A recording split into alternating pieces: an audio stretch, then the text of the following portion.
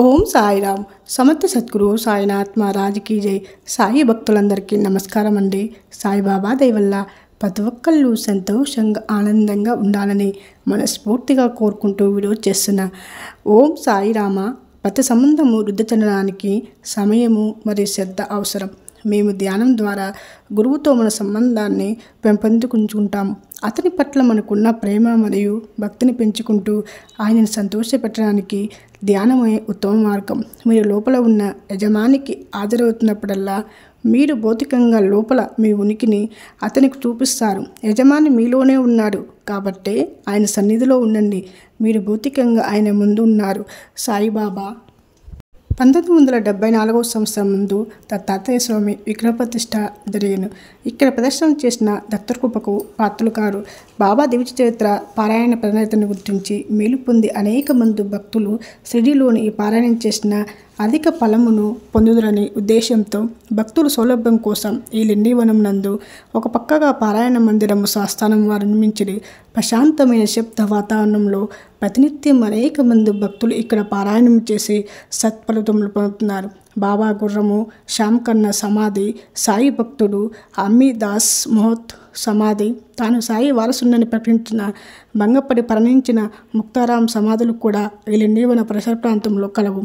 అంతేకాక బాబా నోటి నుండి వచ్చిన ప్రతి మాటను ఖురాన్లా భావించి పదిలో పరుచుకున్న హాజీ అబ్దుల్ బాబా సమాధి లిండీబాగు వెలుపల కలదు. బాబా వద్ద నానావల్ అనే భక్తుడు విచిత్రంగా ప్రవర్తించేవాడు. ఒకసారి అతను బాబా కూర్చున్న గద్దెపై నిలబడి బాబాను లేవమని చెప్పి ఆ గద్దెపై తాను కూర్చుండి కొంతసేపటి తర్వాత లేచి వెళ్ళిపోయాడు.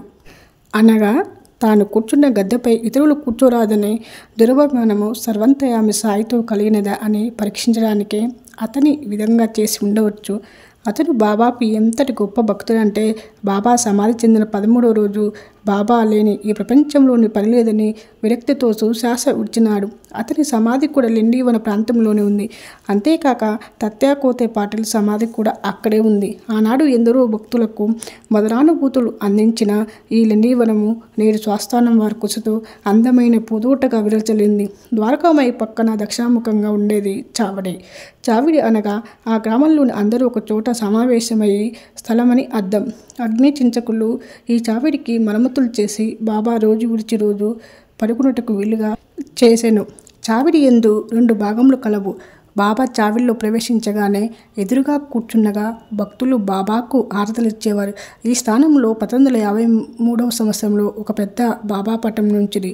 ఇక్కడ 2వ భాగము బాబా నిద్రించు స్థలం కాబట్టే నేటికి కూడా స్త్రీలకు ఈ భాగంలోని ప్రవేశం లేదు. 1910 డిసెంబర్ 10వ తారీఖు నుండి చావిడిలో రాత్రి హారతి ప్రారంభమయ్యి ఆ తర్వాత నుండి చావిడి ఉత్సవము శోభయానంగా జరిగేది. షిరిడీలోని నేటికి కూడా ప్రతి గురువారం ఈ చావిడి ఉత్సవం అత్యంత వైభవంగా జరిగేది. ఓం సాయిరామ్.